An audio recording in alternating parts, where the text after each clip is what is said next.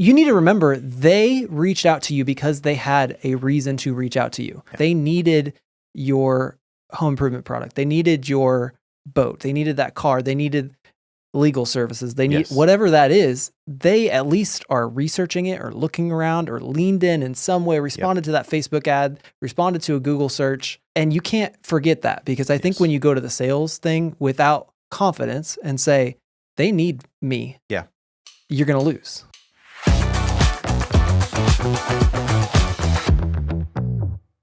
Welcome to the Maven Marketing Podcast. Today is Maven Monday. I'm your host, Brandon Welch, and I'm here with my trusty co-host, Caleb Blue Stripes Agee.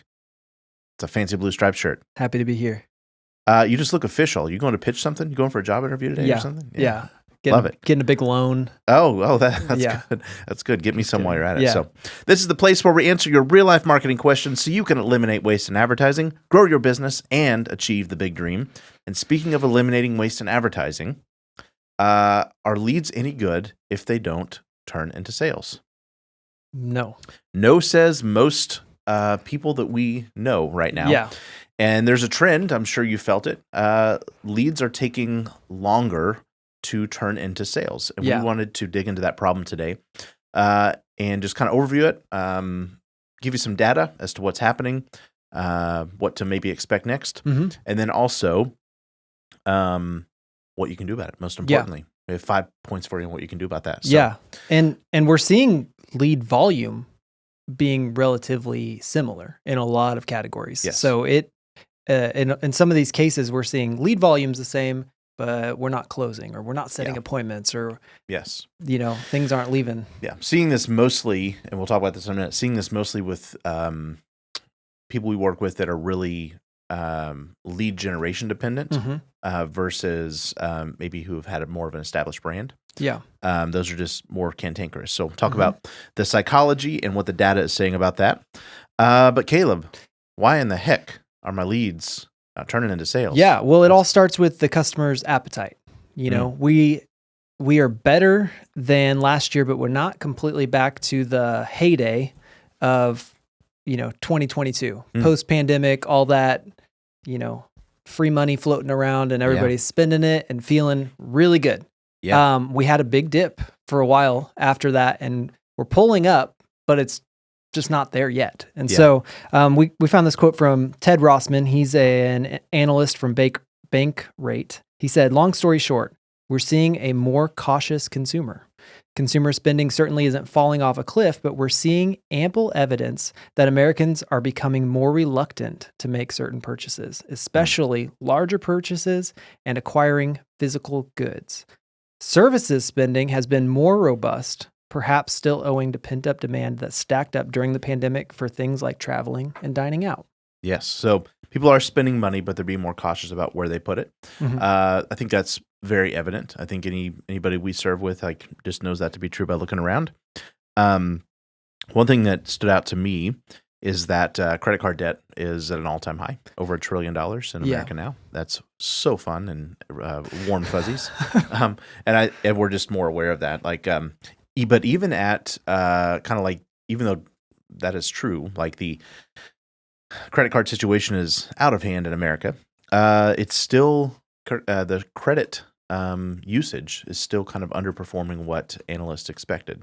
Yeah. So I don't know if that means we're getting a little bit wiser or we're just put on the brakes, but I think when people see the commoditized stuff, your milk and your eggs go up, even though that's maybe not, the dozens of dollars you spend extra on that stuff does not compare to the thousands of dollars you might spend in another environment. It creates an emotional nausea, people tense up. So and then also you can't get blood from a turnip. So this is happening. I read a study.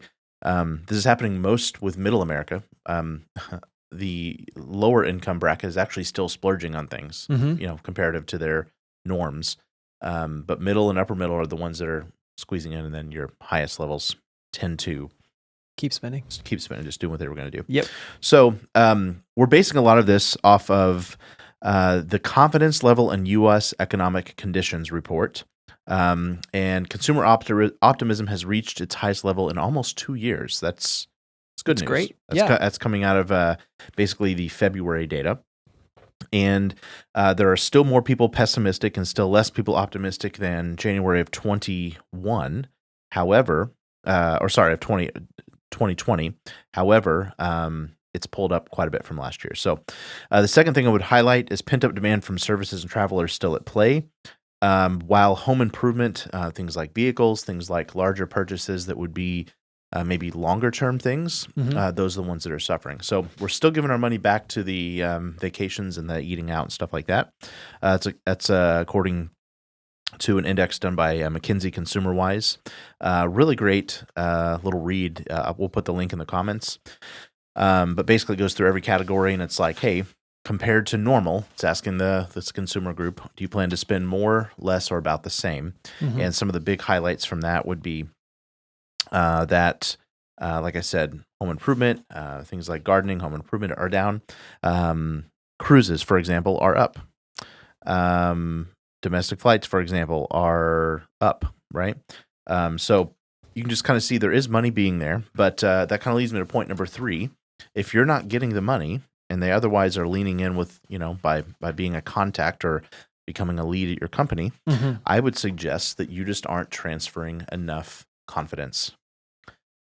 Yeah. What are sales? Yeah. Sales is just a transfer of confidence. And you cannot transfer what you don't have. That's right.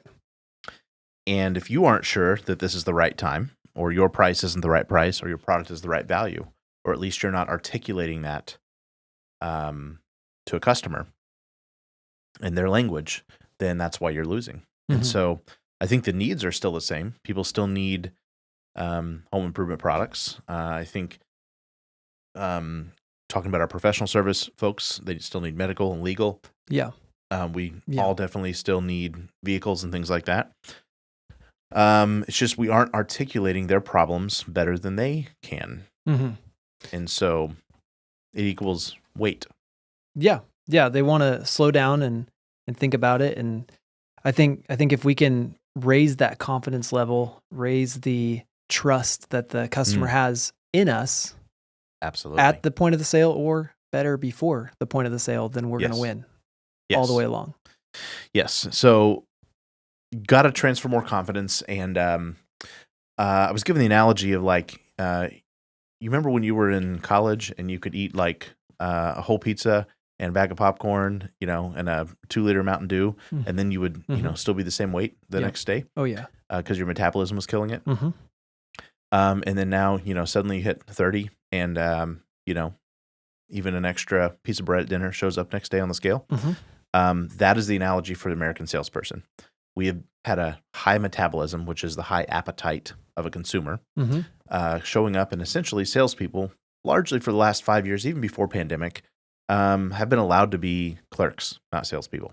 Yeah. And so it has everything to do with you're not transferring enough confidence. We've lost the art of salesmanship, which I would say we've lost the art of empathy.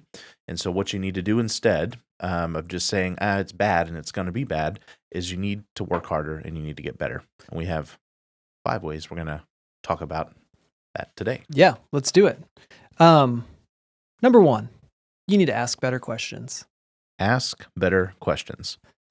I feel like the typical conversation in a service-based thing, or even a salesperson guided conversation, is still cool. Well, let me make a product demonstration to you, and do you want to buy? Right? That's generally what it is, right? And that's the expectation that a lot of people even have. Yeah. But I think what the consumer is secretly saying is, remind me that I need to buy it and help me overcome the things that are telling me I shouldn't do it yet. And so, even before you're starting that conversation, you're wanting to be asking, what made you reach out to us right now? Why not later, right? What are your biggest expectations for making this purchase? Is this something you're planning on doing in the next month or after? And just curious, because we have some pricing, we have some price increases that are about to come in third quarter. Just curious if you're thinking about doing that in the next month, like nudge that recommendation. So what made you reach out to us right now? What are the biggest expectations for making this purchase? Is this something you're planning on doing in the next month? What are the things that would make you put this purchase off? Just curious, what are the number 1 things you'll be making your decision off of? Is there anyone else making this decision with you? What are the number 1 things they're concerned about? How will you both know that this is the right time? I heard you say blank, blank, and blank are your biggest concerns. If I could meet all of those today at the price you were expecting, is there any other reason you wouldn't be moving forward? And so you're asking them to participate in that logic with you so that, A, you have a roadmap for how to guide that conversation and do it in the right way, the empathetic way, the way we should be selling in the first place. But also, you're giving a set of micro commitments along that way so that you can remind them of their own formula for making this decision. Yeah. And I think it's easy to forget if you have this lead, which is a person with a need. A lead is a person with a need. If you have this lead, they reached out because they have a need. Yes. I'm going to start sounding like Dr. Seuss here in a second. But would you, could you, with a lead? Would you, could you, if they were in need? Yeah. So you need to remember they reached out to you because they had a reason to reach out to you. That means at least at some thin level, we don't know how far down they are on the path, to buy, but they were interested in what you're selling. They needed your home improvement product. They needed your boat. They needed that car. They needed legal services. They need whatever that is. They at least are researching it or looking around or leaned in some way, responded to that Facebook ad, responded to a Google search. And you can't forget that because I think when you go to the sales thing without confidence and say, they need me. Yeah. You're going to lose. That's exactly right. Every single time. And that changes your mindset when you walk in there. It's like whack-a-mole. They're jumping up, begging for attention, and then something else comes, brings them back under. And so speed, we didn't put this in here, but speed is also a big thing in that category. Yeah. And then also understanding that just the turbulence that's underwriting the American emotion right now means that they'll make micro adjustments in their emotional stamina to commit to your product even on a daily basis. Yeah. And so consistency, persistency, follow through is definitely your friend right now. So, but it all starts with asking better questions. So you have the cookie crumbs, the breadcrumbs back to that way they're making decisions. And we're going to post all of these questions in the notes here. These are some of my favorite power questions for moving sales forward. Yeah. What's the second thing we're going to do? Number 2 is communicate your values better. 75% of Americans say it's no longer acceptable for companies to just be in it for the money. Yeah, this is changing. They have to positively impact society too. So it could also be yes, the economy's in its own turmoil, but it could also be that you're not getting your fair share or what used to be your fair share of the share. And that's just because you're not that great. People don't like you as much as they used to by default. And this is a big one. And younger companies do this so much better than established companies, I think. Yeah. 73% of Americans say to win their support, companies must show that they're supporting communities and the environment. 69 say they're less likely to support companies that are clearly only in business to make money. Wow. That's wild. Those are high majorities. That could be 3 out of 4 of your clients there, right? Your prospects. And maybe that won't make the ultimate yes or no, but what if that part of the confidence, which is just the data showing that's a huge part of our emotional decision making right now, what if you were re-engineering your sales process or hopefully just your company process? Yeah. And hopefully it's something you're already doing. You just need to communicate it a little bit better. Yeah.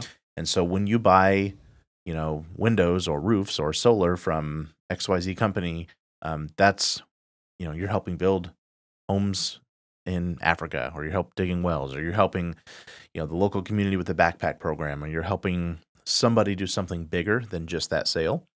And that produces, talking about transferring confidence, like joy and like philanthropic moves create confidence. It creates oxytocin in the brain. We feel this love and connection. Yeah. And when you, please hear me right, you should not do this to manipulate. You should absolutely do it. Yeah. Hopefully you already are, but you should communicate it because that is of value and that is of strength around that relationship you're building with that customer. Yeah, because somebody else is going to take their money and just put it in their pocket. Yeah. Right? Yes. So you're sharing, hey, I'm not just putting all this in my pocket. I'm doing some good with it. Yes. And I think at maybe a slightly higher level, if you don't before that, it reminds me of how we speak about company values. So just the values you have as a company, being able to communicate those, your mission, being able to communicate that.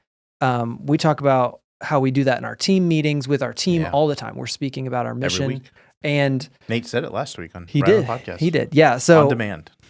That should be coming out naturally out of your salespeople's mouths as well. Yes. And when that's true, even if it's not totally given money away to some charity, it still speaks to a higher purpose. Definitely. And then the thing they're buying from you is going to help in that way. You know what I'm saying? Yeah. You're saying, so Caleb, can I share just a couple of company values, some beliefs we hold true here at Frank and Maven? Yeah. We believe if we're not growing you, we're using you. We believe we should only fill one glass at a time. And we believe in saying what needs to be said, even if you don't want to hear it. Is that okay if I continue this presentation in that spirit, right? Yep. Those are 3 real company values of Frank and Maven. Yep. Now you know I've got a bigger agenda in the world than getting your money today. Yep. And I think we're smarter than how we used to be. And I think we've been just disenfranchised and underwhelmed by the advent of sales. But no matter what, the data says it's a trend. And whether you believe that or not, it's something you should be considering how well you're communicating. So number 3. So number 2 was communicate your values better. Just land that plane. So number 3 is get in front of more people who are not brand aware. So when someone is in, like they've entered buying mode, there's really kind of 4 micro modes they're in. So they can either have low motivation, low brand awareness. That is like the worst because they're not at the finish line. They're kind of just sort of leaning in. So they might like click on an article you had or something like that and browse. Tire kickers. Yeah. They could have high motivation, but no brand awareness, which is actually the one you probably want to focus on. Yeah. They could have high motivation, high brand awareness, and those are the people saying, take my money. Yep. Or they could have high brand awareness, low motivation.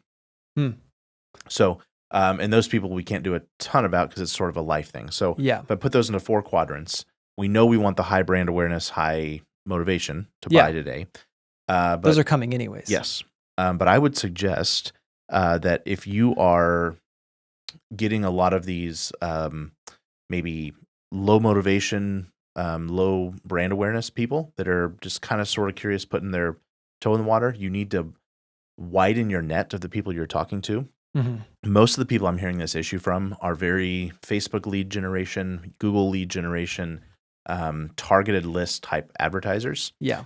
And what that's doing is it's not creating buyer loyalty and brand loyalty and affinity throughout that process. And so by the time they kind of sort of get in the finish line, it's like, you're just another one of the Instead of you going, okay, I'm kind of sort of getting ready to do this, but I know I like you. And that is a totally different customer. Definitely. If they already know they like you, our clients that are doing this well have already secured customers 5 years in the future because they've built that bond with the people. They've showed them their personality. They've showed them the values and the things that they hold true in their company. They've demonstrated that over time without beating them over the head asking for the sale. You've seen us show this stuff in our Dee and Randy campaigns. Our Best Window Company folks are doing it. You've seen our Vision Clinic and Ozarks Elder Law and just a lot of these really heartfelt, value-based owner-operators that have been for years and years and years. Guess what? They're not having these problems. Yeah. Because for years and years and years, they are already telling their future customer list that they can trust them. Yeah. They're transferring that confidence long before the sale. That's right. So number 3 is get in front of more people who aren't brand aware. Anything to add to that? Yeah. Well, marketing can only do one of 3 things. It can convince someone to buy who wasn't already going to buy. Right? You can move somebody into your category. That's the toughest thing to do right now. That is the hardest thing to do. In a headwind economy. Especially, in a down-looking economy, pessimism's high, optimism's slightly higher, but you can steal market share, grow your piece of the pie, or you can get more business from your previous customers. Yes. And the more business, you should always be doing that. We call that the yesterday customer. You should be talking to them on the regular, this is that brand aware. That's already your tribe. Yes. That you're already talking to them. Hopefully you're bringing further value to them. Yes. And then when the buying cycle circles around again, or they have a friend or whatever, you're going to be the first choice. But that first one we mentioned, if you're a roofer, unless you get a hammer and start climbing on roofs and dinging them, there's hail, you really can't create more roof problems. Making the world a better place. You can't go, if you're repairing cars, you can't go make people's cars, hopefully, that would be very illegal, right? Yeah. You can't go create problems that would cause people to move on these things. But what you can do is make your piece of the pie bigger. That is the thing you have to step into more often. And so, when the pie is shrinking, the only way to grow or stay the same, actually, even, is to grow your piece of the pie. You need to steal market share, which means more people need to know about you. Yes. Only one way to do that, just reach more people. That's right. And so typically, if you're only talking about the product and if you're only talking about today's offer, you're only relevant to 1/3% of the public. Yeah. The other 99.7% of people ignore you. Mm-hmm. So broaden your message, broaden your reach. Broadcast. Yeah. See what I did there? Uh-huh. Broadcast is a really good way to do that. Yes. It's the most efficient way to do that if you're a local provider or a regional provider with a set audience that's limited to geography. Yep. Cool. That's it. So 4 is provide a trade down option. This one's pretty simple. Big brands grew really big in pandemic. Like people were trying to express their identity. They couldn't be out with their friends and all this stuff. So they bought things with money they didn't have to impress people they didn't even like. Or they got this, affinity for the Louis Vuitton or the Rolex. I mean, the Rolex market just went nuts, and people got on these waiting lists because it was a way they could express themselves. And that's why watches that cost $15,000 are now $45,000. That's right. And you're waiting 2 years for them. So, but that's waning. You need to provide the trade down option. So if you haven't yet considered, okay, consumers, it's not just that they're buying less; they're buying different. They're choosing different. Yeah. One of our clients said that the consumer is just smarter, is how they framed it. As in, they're very smart in the way that they are going to wait, be meticulous and thoughtful. It's not that they're, not smart other times. It's just that they are thinking twice as long about this purchase as they would have 2 years ago. Exactly. Yeah. I read a thing the other day. So 53% of consumers will buy solely based on the experience, regardless of price, regardless of the value of the product, regardless of features. They'll buy based on the experience. What kind of experience are you creating? That's a totally side thing we didn't even put in here. But with that, is there a trade down option? Is there a lens you can put your product in that says, you know what, you're not buying the high trim Lexus, but we have a Lexus that's the more the sporty Lexus that's it's got a few less options, and we knock the acquisition price down $5,000 or $10,000. What is your version of that?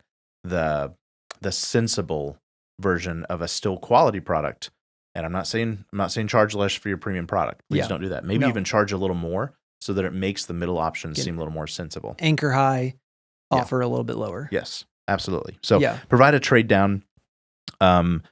Just an enormous amount of consumers are looking for that trade down option. They're splurging on certain things, but in every other area they're trading down. If you provide a service where you have material goods, a lot of companies we're seeing are going and getting multiple suppliers so that they have the ability to shop. Whereas maybe they just had one before. Yes. They're offering multiple lines. Yep. I'm seeing that in the window business for sure. Yeah. Man, you could look at it everywhere, and hopefully the manufacturers are already on that trend and seeing that that's what the consumer's wanting. We have a couple of really well ran automotive clients, and they are seeing that people buying more of their middle models than the high end stuff. The number 5, the last of our tips here, is choose to grow. Choose to grow. That means do what you got to do to put numbers on that board. Yeah. Plan for growth. Deal with uncertainty. Yeah. Uncertainty is here. That's the normal.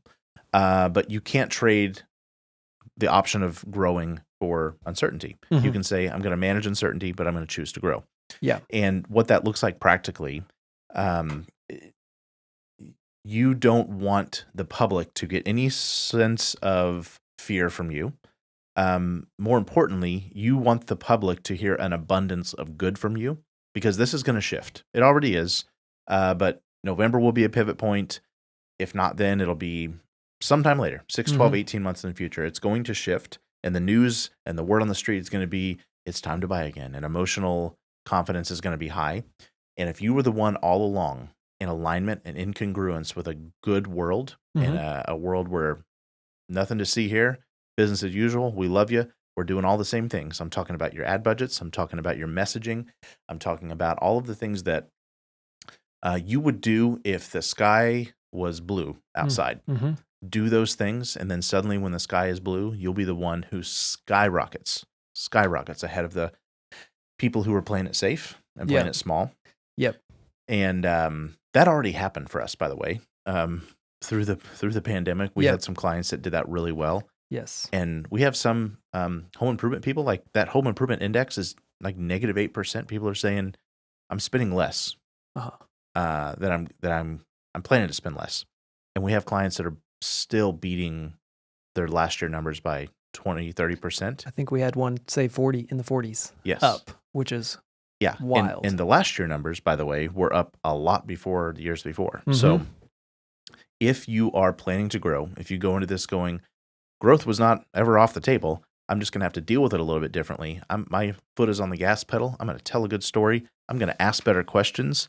I'm going to start providing more training for my people. I'm going to understand that this is just a matter of me transferring confidence. I'm going to provide some extra options so that the people who are in concern mode, don't put me in the overpriced category, and I'm going to communicate my values better. That is what you want to do. And that's going to keep confidence high. You'll get through this, you'll grow through this, and you'll skyrocket after it. That's right. Hey, if you enjoyed this, would you give us a 5-star review on whatever platform or if you're on YouTube, you give us that thumbs up. That helps us so much to help more people save money on their advertising. Absolutely. Yeah. It helps with the algorithms. If you're a business owner that's benefited from this podcast and you've gone, they're asking everybody else, not me, to subscribe. We're asking you to subscribe right now. We're also asking for 5-star because we are on a cusp of getting to kind of another level of virality.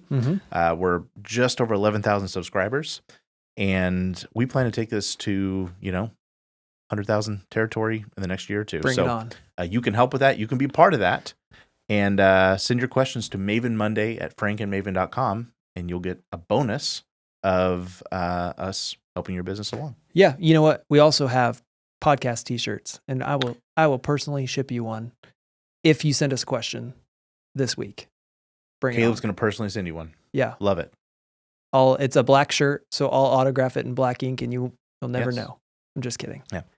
We'll be back here every Monday answering your real life marketing questions, because marketers who can't teach you why are just a fancy lie. Have a great week.